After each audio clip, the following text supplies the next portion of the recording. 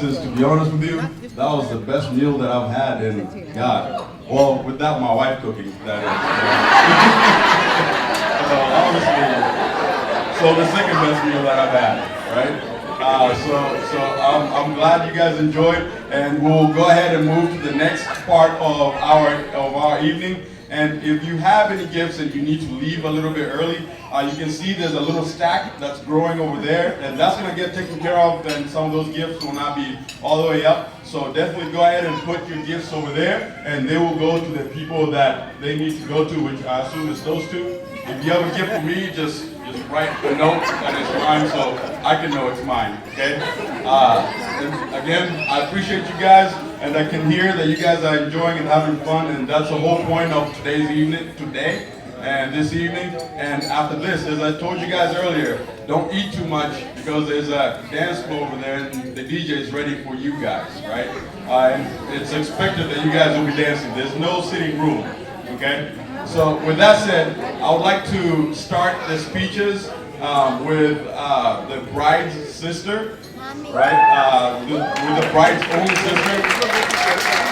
And as we do the speeches, please, if we can keep everything to a low tone, since some of the people who are going to be speaking don't know how to use the mic, they'll speak like this, right? So just keep it to a low tone so that you can be able to hear what they're saying, since some of them have some very sweet words about Mugambi and Chris. So let's make sure we listen to them. Another thing, we want to make sure that we go to the dance floor as quickly as possible, right? So we want to make sure to limit the speeches to 2 minutes, okay? So we're different cultures here, but the thing that we have in common is we all like to talk a lot, right?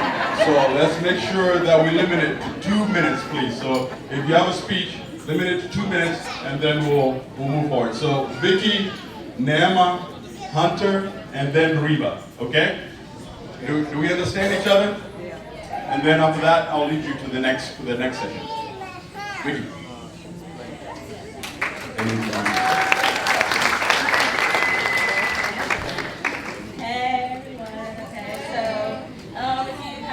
By now, I'm Evie's sister. Okay, I'm not really great at public speeches, so I'm very sorry if I stammer. I'm just gonna pretend like all of y'all are in underwear, so.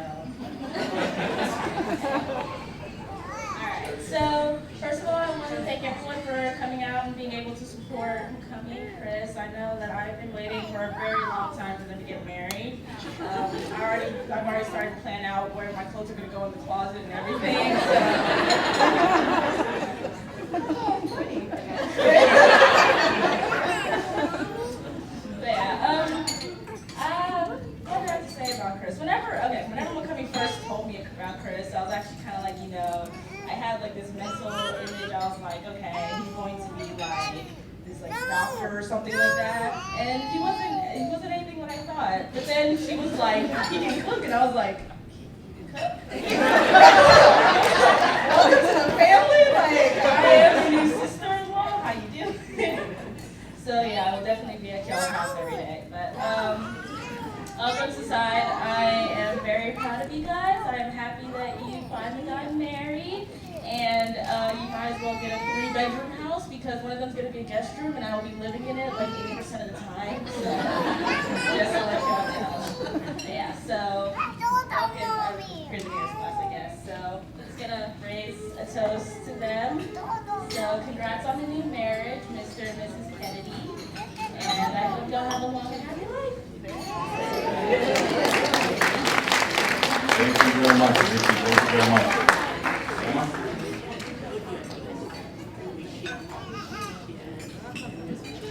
And she is the best lady, best woman, best maid. What do you call it? Maid of honor.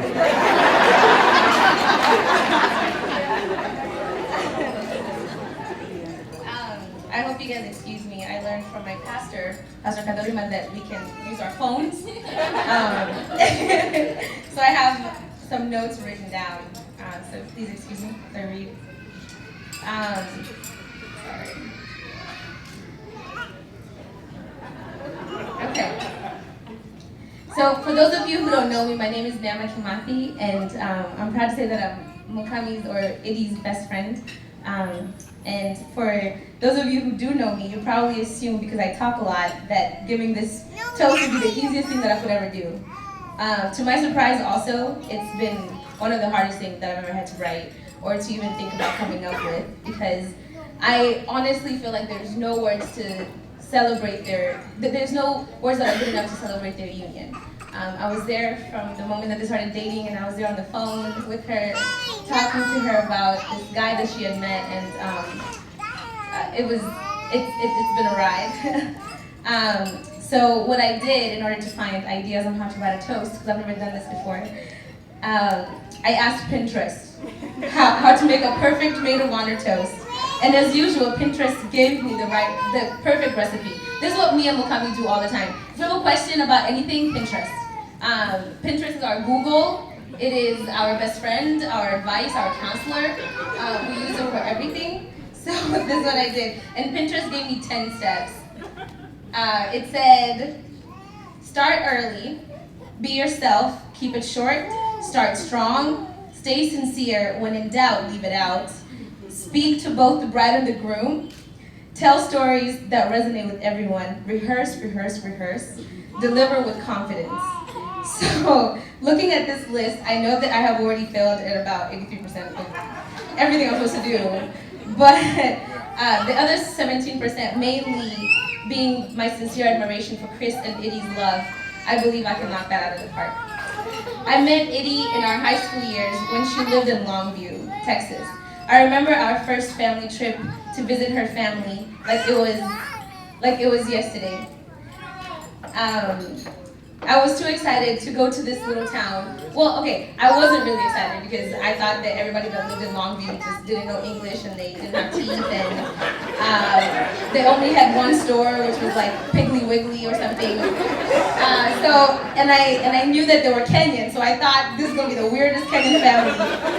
We were gonna meet Kenyans living in the country in Longview, eating from Piggly Wiggly. So that was what I thought I was about to encounter. But whenever we got there, my mom and Mama Mugambi just like started screaming and speaking in Kimeru, and I felt like I was in Jodime, you know? It was like, and it was just love at first sight. And I remember just staying up all night and talking about boys and about, you know, music that we weren't supposed to listen to, and just complaining about how our parents didn't let us see movies past 7 o'clock because it was at night. So that was our life. So from that moment, me and her became really close, and we stayed in touch forever. Even whenever they moved to Arkansas, we've always been really close. And Chris, I love you as a brother. Those trips to Brown Sugar to give me some cupcakes every time I'm in Arkansas, I will never forget that, bro. Never. Those red velvet cupcakes, he needs to take everyone. Before you leave Arkansas, you need to go to Brown Sugar, and Chris needs to take you, because it's the bomb. Thank you for your sweetheart. Thank you for the sweetheart that you have, and for accepting all of us as your family, all of us Kenyans. We might be loud and we might be in your face, but we love you. And whenever you marry Mugambi, you marry all of us. So that's exciting for you. So welcome to the family. And in closing, I want to say that marriage was a design by God, gifted to His people. He created a man and a woman to come together in holy matrimony for only one reason: to bring glory to His kingdom. I pray that when people look at how you two love each other, that they will see an example of how Christ loved the church. I pray that you both keep Christ as a focal point and cornerstone of your marriage and your family. I pray that as you continue pursuing a strong relationship with each other, that you do not lose sight of your relationship with Jesus Christ. A quote by C.S. Lewis says, "When I have learned to love God better than my earthly dearest, I shall love my earthly dearest better than I do now." And Chris, one more last thing. Always remember to end a fight with 2 words: yes, dear. So as we toast, I don't know if we're supposed to do like a toast every time. Yeah? Okay, cool. Let's do this. So my toast is, may the joys May the joys you share today be the beginning of a lifetime of great happiness and fulfillment. Cheers. Thank you, Nema. And that is my little sister. So I would like to have Hunter come in.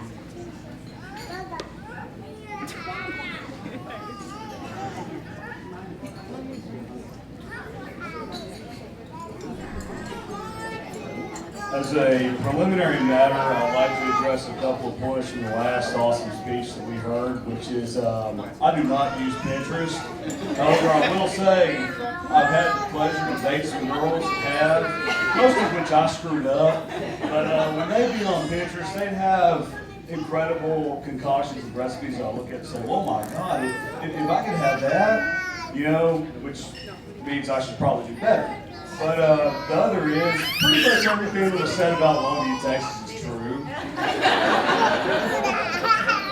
My name is Hunter Nunn. I haven't, unfortunately, had the pleasure to know most of you here tonight. It's good to see you.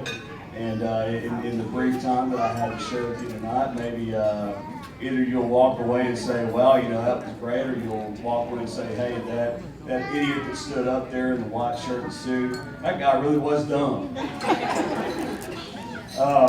I've known Chris for a long time. We grew up in Longview together, and I think maybe we were 6th, 7th grade when we met in Boy Scouts.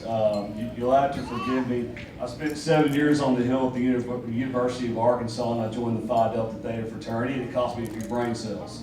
But, you know, I've had a lot of unique life experiences with Chris, and I think the first time I ever caught a buzz, I think we had a 6-pack of Smirnoff Ice, and that's when we thought it was cool to drink Smirnoff Ice. I was like, whoa, what's this? You know, we spent a lot of time riding the pine together on a really bad football team and watching them get beat the snot out of. You know, after that, I went off to the University of Arkansas, and Chris went to Arkansas State. And, you know, I guess to sum things up, I was very privileged in my life to know Chris's granny. Her name is Weta. And, you know, Chris lived with her for a long time when he was growing up. And Weta was one of the sweetest, kindest human beings I've ever met. And, you know, she'd had a hard time in life, and she was bedridden when I met her. And I remember, I'm 27 now, and I think it was about 10 years ago that she passed on. And when I was at her funeral, I declined to say what I'm going to say tonight, and that's something I've been ashamed of, and I'm not going to let another opportunity pass. She told me once that she told people she had 2 grandbabies. One was black and one was white. And I was the white one that she referred to. And when you hear something like that, when it comes from somebody who's not your blood relative or your family by blood, it meant a hell of a lot to me. And, you know, I guess over anything else, Chris, that was the moment when you and I became brothers. And, you know, where we were family, and you know, outside of everything else, you know, it's always going to be that way. And one of the truths I found in life is, you know, sometimes it's hard as hell to love your family. But, you know, we love those guys, and that's why I'm here. So I want to wish Chris and Eddie all the best. Eddie, unfortunately, there's been a lot of distance between us, and y'all live in Dallas, and you guys live here, and I haven't had a chance to get to know you real well through the years, and you know, maybe that'll change as time goes on, but you know, it's good to be here. It's good to have a chance to talk to all y'all, and you know, we had an old rule. Chris and I grew up in the Church of Christ in Longview, and nobody wanted to listen to anybody go on for 30 minutes or whatever it was. And, you know, and I'm not going to trouble you with singing, because then you'll just boo me off the stage. But, you know, y'all didn't come here to listen to me talk, so I'm going to shut up and let this go. Chris, Eddie, best of luck to y'all. Go home! Thank you very much, Hunter. If we can have Reba come up.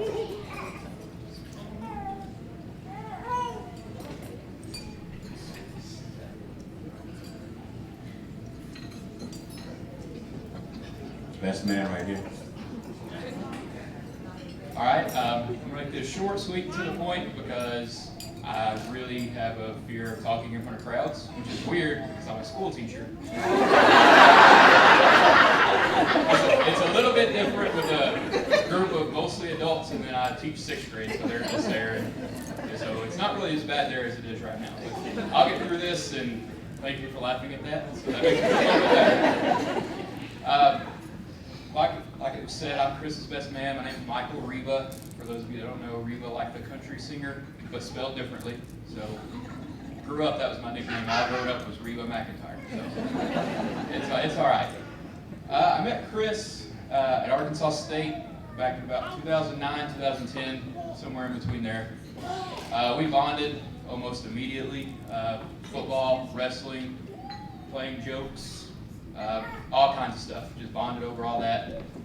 Friends ever since. I met Eddie a couple years later. He introduced me to Eddie as well, and then my fiance, since been introduced to both of them. So here and there we've crossed paths, not as much as we'd probably like to, but a couple times a month or so, I'd say. I had a whole speech written up, and I'm trying just to memorize it. Anytime Chris would be around, and it would just be us guys, and he would talk about Eddie and stuff, you could see the light in his eyes when he was talking about her, and you could tell right away. His loyalty, his compassion, the love that he shows for Eddie, he's going to make a great husband for her. So I'm confident in that, and so is he, and everybody else should be too. So I'm going to wrap it up, like I said, short and sweet. We can toast. I left my glass, but y'all can toast. I found a quote that I really liked, and it goes, "Marriage isn't about finding a person that you can live with. It's about finding the person that you can't live without." And Eddie and Chris, I congratulate you wholeheartedly on finding that person that you can't live without. So here's to Chris and Eddie. Thank you very much. Let's do that a little bit louder, since I think those four just did a great job.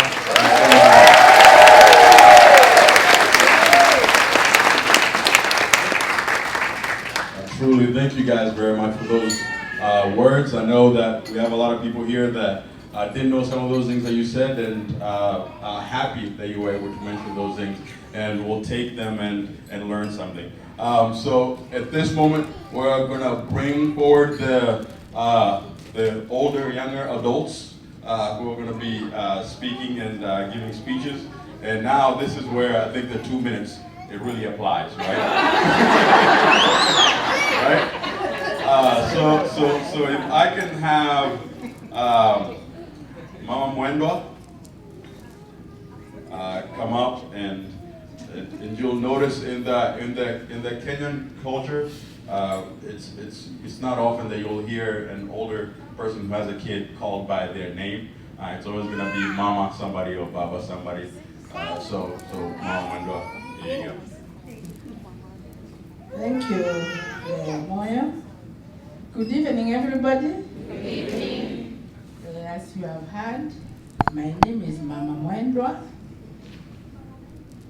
Many of you may not be able to pronounce that name, but I am also Jane. I have come all the way from Kenya. I happen to be Mugambi's or Idris' aunt, being the eldest sister in our mother's family.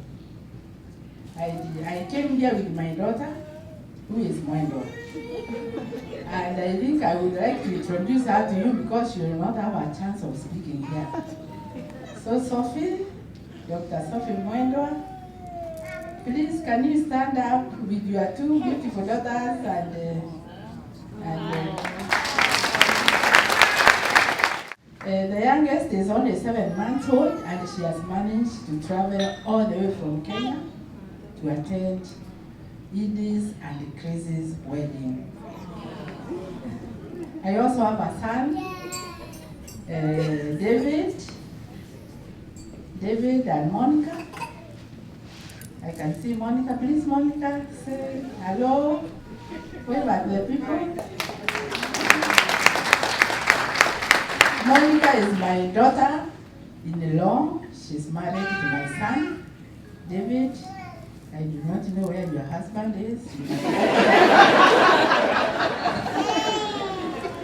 We might introduce him later when he comes to the room. They also have 2 daughters between them. So I am a grandma of 4 granddaughters.